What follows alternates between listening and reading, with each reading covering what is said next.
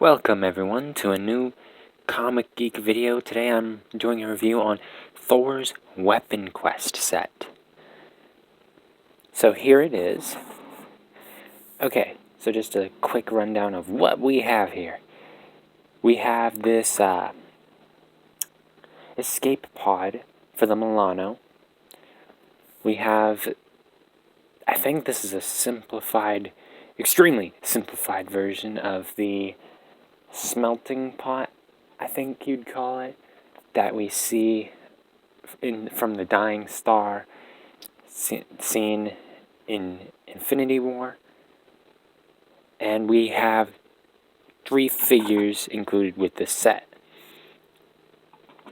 And of course, being that it is an Infinity War set, 1 Infinity Stone. Well, 1 of 6. They give you 3 extras, which is nice of them, but I guess kind of pointless, because unless you're getting 4 Thanoses, I guess their only purpose would be in case you lose one. But I don't intend on losing them. But I'm glad they give you spares because some people do lose stuff like this, especially the small stuff. I just put it on a shelf till I get Thanos. When I get Thanos, I'm going to put all the gems on him. Anyway, so I'm going to start with the smallest build. This is an extremely simplified version of what we see in the movie. It has this little crank that you can turn to make that spin. Not very entertaining. You can slide out the axe, the Stormbreaker axe, that is put right here when you are done making the weapon. It doesn't look too bad. Kind of reminds me of the bat signal, to be honest. It uses some of these blast pieces, this large blast piece here. There's these spiral pieces. I just refer to them as freeze ray pieces, but it's not a bad build. Doesn't take long. And I guess it does all it was meant to do, so that's fine. Personally, I'm just going to be harvesting this build right here for parts. Especially these spiral pieces and that blast piece. Those will be particularly useful. Now, moving on to the Milano escape pod. It looks nice. I mean, the shaping on the sides doesn't look quite right to me, but that's fine. It can indeed fit 3 figures. They'll be rather closely tight. Here we go. As you can see, it can fit Rocket, Groot, and Thor in there, which, considering how small of a space it is, I am rather surprised that it can fit all 3.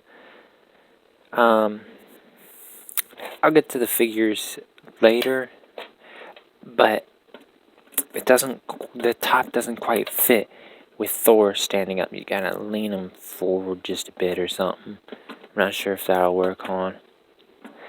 No, I guess you can't have him in the... maybe leaning him back on. Maybe that'll work. Okay, with leaning him back as far as he can, his head pressed against Groot's head, you can, in fact, put the top on. However, it probably looks really weird to have him like that.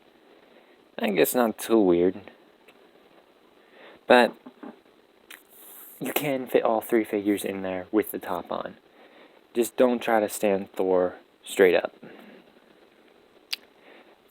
It has 2 stud shears, but I think they're kind of weird where they put them. Would have been better if they put them on the sides, because chances are you'll be holding it like this as you fly it around, or you'll just put on display case. I wish they put those stud shooters on the side. Would have made them easier to get to for play purposes. It does have some stickers, as you can see. Oh. Almost dropped it there. But it doesn't have very many, which I'm glad. You can see 2 simulated joysticks there. But they don't have like a console or something. I would have enjoyed having a console in there somewhere. Even if it's just for Thor to look at while Rocket flies. Back here doesn't look all too good. But here it looks like, and I could be wrong, but it looks like it's actually meant to attach to the Milano in the Iron Man versus Thanos set. Not sure if that's what it's called, but I'm trying to describe it. Comes with the Milano, Thanos, a few of the Guardians, Iron Man, and of course, 1 Infinity Stone. But it looks like it's meant to attach, and if that is the case, that is really cool. As you could see with the smelting pot build, it does come with several of these nice blast pieces, which I've already said before, I find rather useful for detailing and putting a bit of action into inanimate objects, you know? Alright, it's time to review the figures as well as the accessories. Now first up, we got Teenage Groot. And his printing looks rather nice, but he doesn't have any printing on the arms or the legs, just the torso. But the torso printing is nice. I think the expression on his face is rather blank, but that's fine.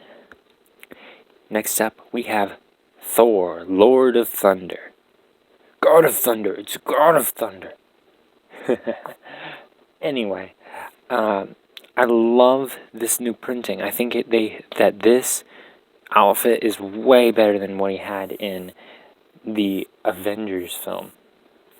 The look on his face with the lightning in his eyes, that is really cool. I'm glad they included that. And around those blue circles are just like silver blue outlines, which make it look really cool. The printing on the back looks great, but he has no printing on his arms or legs. Here is a look at what he looks like with his alternate face. Looks pretty good. Pretty suitable if you ask me. Next up we have Rocket Raccoon. His outfit looks good. He's got this nice tailpiece, which if they ever bring in Squirrel Girl, will probably be used for her. His shooter, as they call it, that don't look too good. I feel like they could have done that better, you know, by adding a few more bricks to it or something. Maybe a scope, I don't know. But I think they could have done better. The head looks nice, however, he can't look around. You can't turn his head because of the shoulder pieces that I've built into the head. Overall, really nice figures in the set. Now it's time to do my little review on Stormbreaker.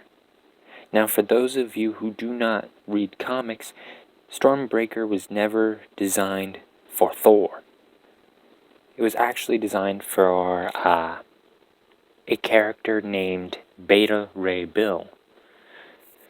And he ended up getting Stormbreaker because, although Thor thought he was a villain, Beta Ray Bill was able to catch and lift Mjolnir, meaning he wasn't a villain, but he was worthy of lifting Mjolnir. Thor thought it was impressive, so he went out and had Stormbreaker made for Beta Ray Bill.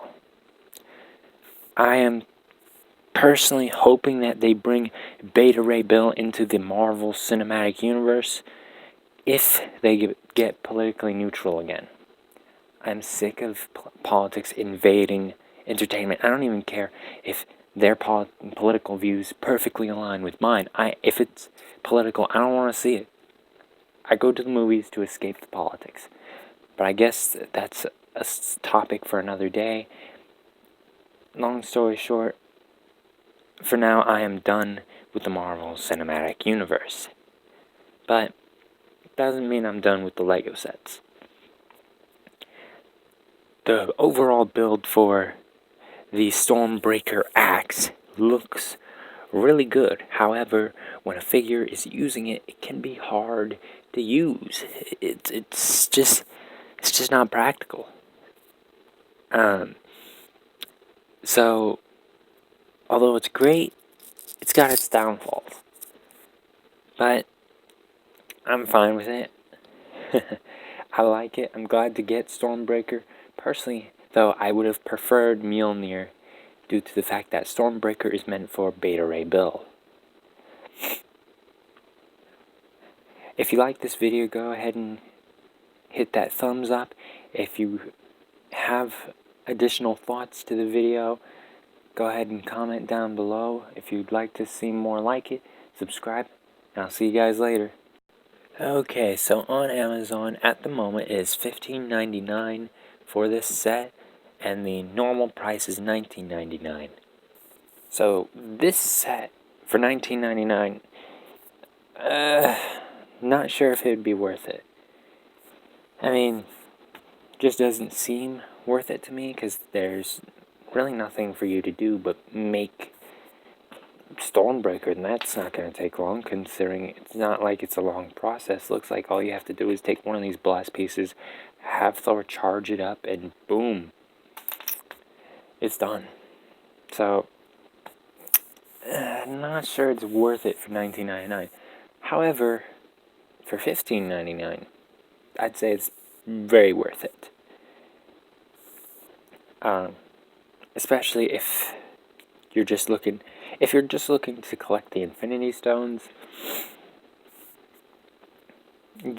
then pretty much if any price is worth it, at least in my opinion, because I really want those stones. I hope y'all enjoyed this video. There was one more thing that I wanted to mention, but it just came to mind.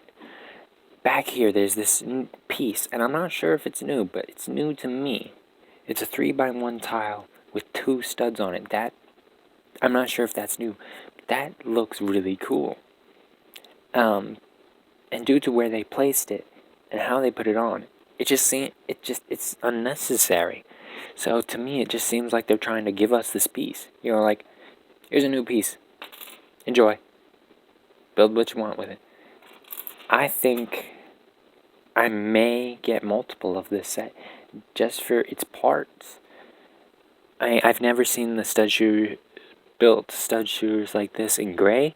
Could be wrong, but this is the first time I'm getting it. I don't get many of these purple studs. This dome piece I like. I've never gotten one of these pieces before. The glass piece in the back. I like this piece right here. May make a freeze mech or something. I like these look like iron ignite pieces. There are just so many useful parts in this.